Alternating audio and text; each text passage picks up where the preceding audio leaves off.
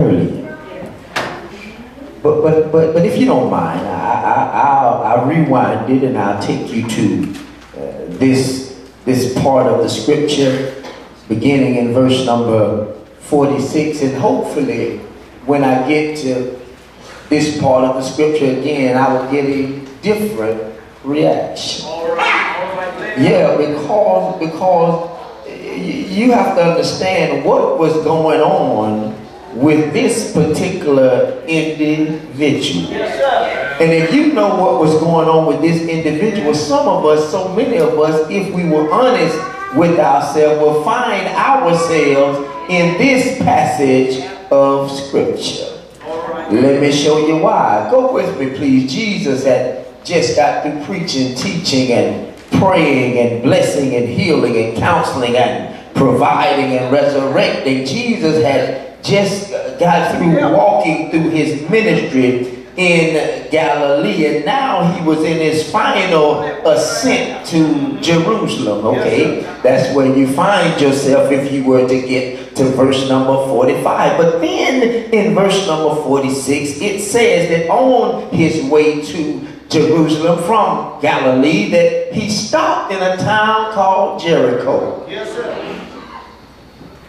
Wasn't the right response. I thought I'd get a shout right there and I can quit. Let me tell you what Jericho means. Jericho means a curse. That's a cursed place. That's a bad place. Why was it cursed? Well, for those of us that are Bible scholars, if you were to read Joshua, the 6th chapter, verse number 26, when Joshua captured Jericho, he cursed it. So Jericho was a curse.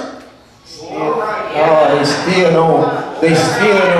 don't get it. Jericho was a cursed place, and nevertheless Jesus found his way from Galilee to Calvary to stop off in a cursed place. Now let me get in the scripture now. Maybe let me draw you in. Come here, come a little closer. Maybe I can take you into this scripture. Your life was messed up. Your life had been cursed from the birth, and yet Jesus on his way to Calvary stopped by your house, knocked on your door. You weren't looking for him, but he came and found you. Your house was not in order. Everything was messed up. You probably had the alcohol bottle leaning under your shoulder with some marijuana underneath your fingers because your life was messed up. If not that, maybe that doesn't apply to you, but you might have been the one that been in the bed with somebody else's husband or somebody else's wife. When Jesus found you, it wasn't a cursed place. Nevertheless, God decided to take time to stop by your house. Now, maybe we can understand. This isn't a cursed place, and Jesus on the way. There were a lot of places he could have stopped, but he stopped at a place that had been cursed before. And while he was in the city, he ran into a man that was called Bartimaeus. Now, watch this now. I'm going to drop something in your spirit. Nobody really knows what his real name was, because Bartimaeus was his nickname. It's kind of like when I was growing up. There's some relatives that it took me over 30 years to find out what their name was. I had an auntie Blondie, and one time she called and told me to tell my mother that her sister Naomi called, and I laughed because I told her my mama ain't got no sister named Naomi. And then my mother told me, oh, that's Blondie. I didn't even know what her name was because she had become so familiar to us by her nickname. Okay, let me tell you about Bartimaeus. Bar, B-A-R, is what is meant in the Greek for son of. Okay, it's Bible study night. Y'all just let me teach. Bar means in the Greek son of. Timaeus is the name of his father. So basically what they were saying to him was this man that Jesus ran into was the Well, he was just the son of Timaeus. Now, you got to know the meaning of Timaeus in order to understand why that was so important. Because here you have the Son of Man, Jesus Christ. And can I just teach a little bit? The Son of Man, Jesus Christ, running to Bartimaeus, who was the son of... Watch this now. Watch what Timaeus' names mean. His names mean filth, dirt, bad, corruption. Everything that's low and beneath is what Timaeus means. So what you have is, you have the Son of Man on his way from Galilee to Jerusalem to go to Calvary, stopped by a place that was accursed named Jericho, and ran into the son of filth by the name of Bartimaeus. What am I saying now? Here's what happened. Here's what happened. See, God being good all by himself was showing to us in this demonstration, in this final trip, that you wouldn't go make it to where he was.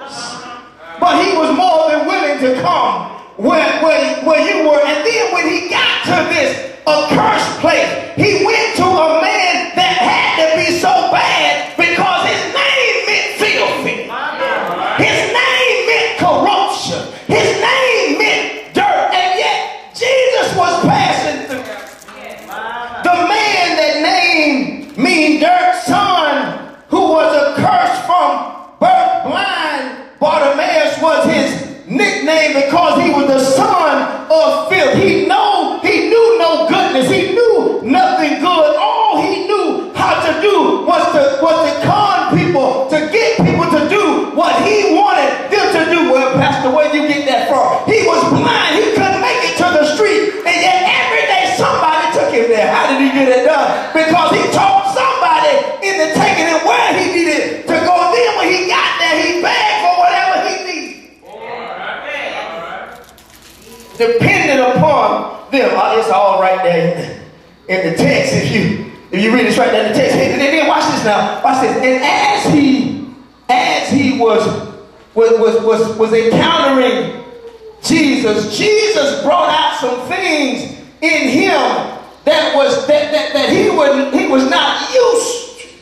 And if you're not careful, Jesus will bring out some stuff in you that you didn't even know you were capable of doing. Jesus will bring out some good stuff in you that you didn't even know you had on the inside of yourself. Jesus will have you thinking right now, when you didn't think nothing of yourself, that you went from the ugly duckling to the beautiful swan. Because when Jesus get on the inside of you, he brings about a change on the outside of you, and you go from being a nobody to somebody. Come here, woman with the issue of blood. She was nobody. Nobody even knew her name. They didn't write her name down. But when Jesus addressed her, he said, somebody.